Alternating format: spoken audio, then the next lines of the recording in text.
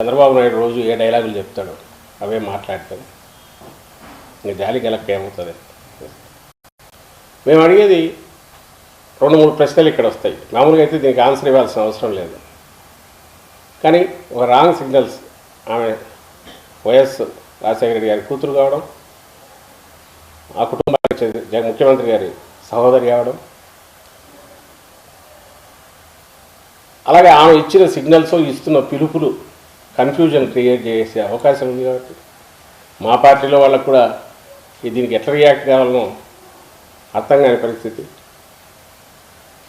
ఎందుకంటే ఒకప్పుడు ఒక కుటుంబ సభ్యురాలుగా తన అన్నకు సపోర్ట్ అవసరమైనప్పుడు ఆమె కూడా పార్టీ దీంట్లో పార్టిసిపేట్ చేసిన నాయకురాలుగా ఉండేవాళ్ళు. కాబట్టి సహజంగానే ఏమైనా మాట్లాడాలన్నా కూడా హెసిటేట్ చేసే అవసరం. కానీ ఆమె మాత్రం నేరుగా జగన్ రెడ్డి అన్నారు, నీ ఎంత అన్నారు.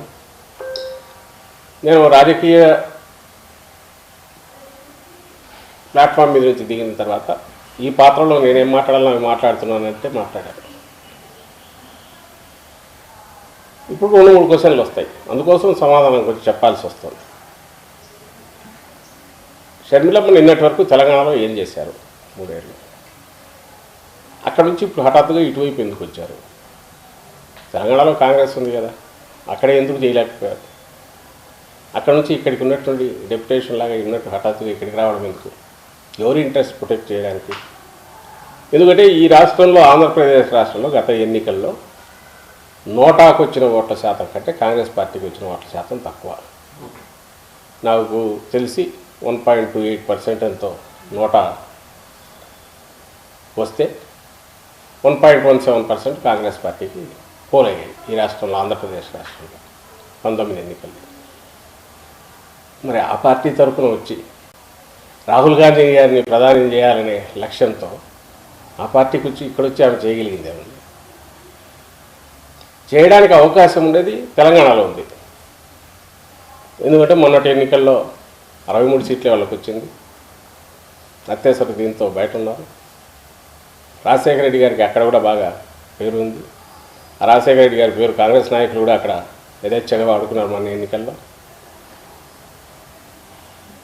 షర్మిలమ్మ ఏకంగా అక్కడ పార్టీని పెట్టి 3 ఏళ్ళు నడిపారు. కాబట్టి అక్కడికి వెళ్ళి దానికి ఏదో వేణీలకు చల్లనట్టం కొంచెం తన పలుకు కూడా ఉపయోగించి తిరిగితే రాహుల్ గాంధీ గారిని ప్రధాని గారికి మనం పనికొచ్చేదేమో తెలియదు.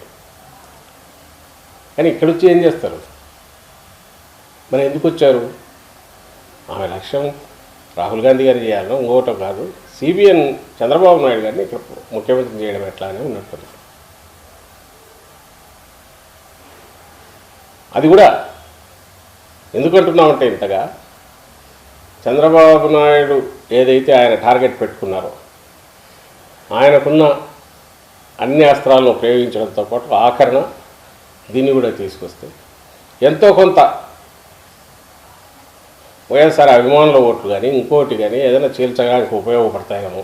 మళ్ళీ ఆయనకు సోకాల్డ్ యాంటీ ఇన్కంబెన్సీ ఓట్లు చేరకూడదు. మళ్ళీ అవి ఎక్కువ చీల్తే డేంజర్. అంతవరకే పోవాలి. అందుకోసమే టార్గెట్ మైనారిటీలు కానీ, క్రిస్టియన్ మైనారిటీలు కానీ, దళితులు కానీ వీటి గురించే మాట్లాడే స్పీచ్ తయారు చేసి పంపిస్తున్నారు.